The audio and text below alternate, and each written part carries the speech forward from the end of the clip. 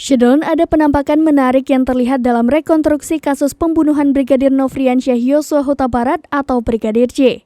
Saat rekonstruksi di rumah pribadi Verdi Sambo di Jalan Saguling, Jakarta Selatan, terlihat penampakan koleksi tas mewah milik Putri Chandrawati.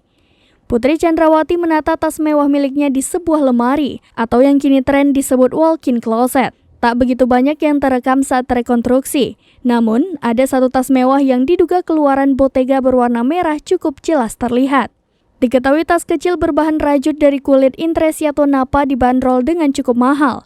Dikutip dari laman Rebel, Bottega Veneta berwarna merah dijual seharga €1.600 atau setara dengan 24 juta rupiah. Namun, jika dilihat dari laman Tokopedia Indonesia, ada yang menjual tas Jody Mini ini dengan harga 28 juta rupiah.